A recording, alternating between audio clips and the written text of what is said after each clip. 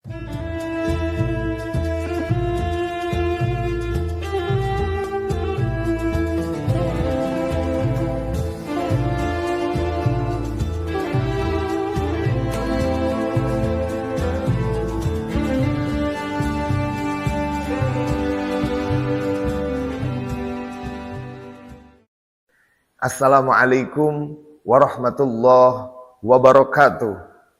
Alhamdulillahi rabbil alamin wal aqibatu lil muttaqin wala udwana illa 'alal zalimin.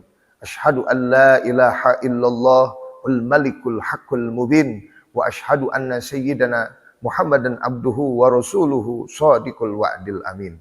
Allahumma shalli wa sallim wa barik wa majid wa syarif wa karrim wa azim ala sayyidina wa habibina wa syafi'ina wa qurrati a'yunina sayyidina wa maulana Muhammad al-fatihi lima ughliq wal khatimi lima sabaq nasiril haqqa bil haqq wal hadi ila siratikal mustaqim sallallahu alaihi wa ala alihi wa ashabihi haqqa qadrihi wa miqdarihil azim la haula wa la quwwata illa billahil aliyil azim amma ba'du. Faqad qala Allah Ta'ala fil Qur'anil Karim, a'udzu billahi minasy syaithanir rajim. Bismillahirrahmanirrahim. Ya ayyuhalladzina amanu kutiba 'alaikumus syamu kama kutiba 'alal ladzina min qablikum la'allakum tattaqun. Al-ayah sadaqallahul adzim. Artinya, hai orang-orang yang beriman, dipardukan atas kamu semua puasa di bulan Ramadan, seperti halnya telah dipardukan kepada umat-umat sebelum kamu, supaya kamu menjadi orang-orang yang bertakwa. Kalau melihat isi dari ayat tadi, jelas Allah menyerukan kepada kita sebagai orang yang beriman untuk ibadah puasa di bulan Ramadan. Namun kita harus tahu apa tujuan Allah memerintahkan puasa. Apakah supaya makanan kita awet? Apakah supaya pindah makan dari siang jadi malam? Ataupun supaya merasakan sakitnya lapar dan haus? Itu semua bukan jawaban yang benar. Akan tetapi tujuan Allah memerintahkan kepada kita untuk berpuasa tiada lain adalah supaya diri kita semua menjadi orang-orang yang bertakwa. Kenapa demikian? Karena surga diperuntukkan oleh Allah Subhanahu wa taala hanyalah bagi orang-orang yang bertakwa. Saudara kaum muslimin wal muslimat yang berbahagia, orang yang berpuasa itu tidaklah sama. Walaupun pada intinya sama tidak makan dan tidak minum. Sahur pada waktunya, buka di waktu maghrib. Namun pada hakikatnya berbeda-beda. Sehingga orang yang berpuasa itu terbagi menjadi 3 tingkatan. Sebagaimana sabda baginda Rasulullah sallallahu alaihi wasallam. As-saumu salasu darajatin. Saumul awami wa saumul khawasi wa saumul khawasil khawas. Artinya puasa itu ada 3 tingkatan, yaitu ada puasa awam, yang kedua ada puasa khusus, yang ketiga ada khususil. Yang pertama adalah puasa awam. Seperti apakah yang dinamakan puasa awam itu? Yakni orang yang berpuasa sahur di waktu sahur dan buka di waktu maghrib. Cuma di dalam berpuasanya tidak bisa mengandalkan ataupun menjaga panca inderanya dari perbuatan dosa. Bibirnya suka ngomong-ngomong keaiban orang lain, suka melangkah kepada yang dilarang Allah, telinga sering dipakai mendengar yang dilarang oleh agama. Nah, orang yang berpuasa semacam itulah adalah yang mendapatkan haus dan lapar saja. Pahalanya tidak ada. Itulah yang dinamakan puasa awam. Sebagaimana sabda baginda Nabi Muhammad sallallahu alaihi wasallam, kam min shaimin laisa min siyamihi illal ju' wal atos. Artinya, beberapa banyak orang yang berpuasa sahur di waktu sahur dan buka di waktu maghrib, akan tetapi tidak mendapatkan pahalanya kecuali lapar dan dahaga yang dia peroleh. Hadirin ikhwanul muslimin wal muslimat yang dirahmati Allah Subhanahu wa taala. Yang kedua, puasa istimewa ataupun khusus.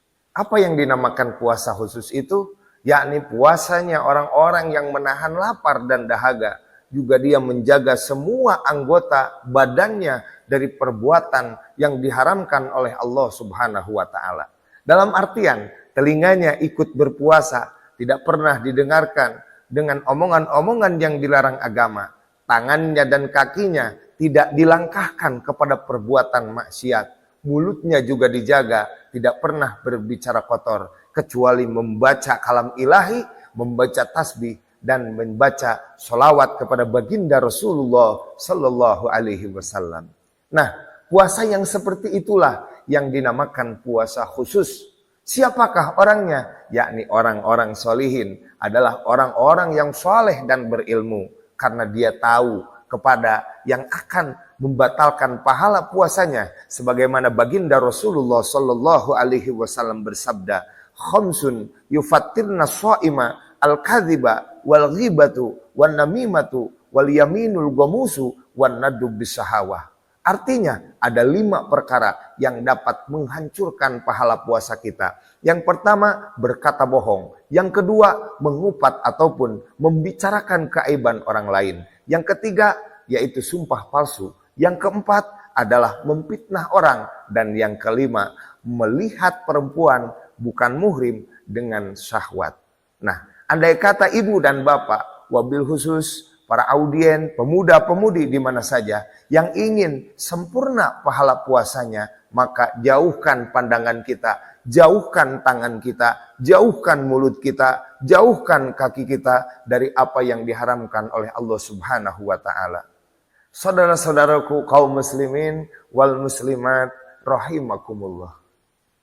Mudah-mudahan di penghujung Ramadan ini puasa kita jadi naik level, jadi naik tingkat di hadapan Allah Subhanahu wa taala. Yang ketiga adalah puasa khususil khusus, paling istimewa, yaitu puasanya orang-orang yang sahur di waktu sahur dan buka di waktu maghrib, selain daripada menahan lapar dan haus, juga menjaga seluruh anggota badannya dari perbuatan haram. Ada yang lebih, yaitu hatinya selalu berzikir kepada Allah Subhanahu wa taala, tidak banyak ingat pada masalah dunia. Yakni mereka itu adalah para shodikin yang ibadahnya benar kepada Allah Subhanahu wa taala. Saudara kaum muslimin yang berbahagia, ada lagi satu hal yang perlu diingat oleh kita semua, bahwa untuk mendapatkan pahala puasa yang lamanya sebulan ini tidak cukup dengan apa yang dibicarakan tadi, yaitu menjaga dari semua yang membatalkan pahala puasa, akan tetapi lebih menentukan diangkatnya pahala puasa kita di hadapan Allah Subhanahu wa taala adalah harus dengan satu hal, yakni adalah zakat fitrah. Sebagaimana sabda Nabi Muhammad sallallahu alaihi wasallam, "Shaumu syahri Ramadan muta'allaqun bainas sama'i wal ardi wala yarfa'u illa bi zakatil fitrah." Artinya, pahala puasa Ramadan itu melayang di antara langit dan bumi dan tidak akan diangkat ataupun diterima oleh Allah Subhanahu wa taala kecuali dengan mengeluarkan zakat fitrah. Jadi alangkah eratnya hubungan antara puasa dan zakat fitrah ini, sehingga diterima tidaknya pahala puasa digantungkan kepada pengeluaran zakat fitrah. Hadirin hadirat rahimakumullah.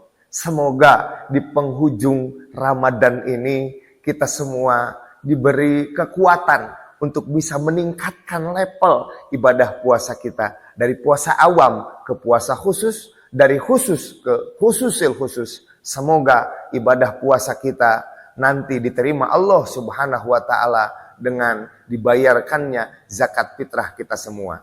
Amin ya Allah ya Rabbal alamin. Sekian dan terima kasih. Wallahul muwafiq ila aqwamit thariq. Wassalamualaikum warahmatullahi wabarakatuh.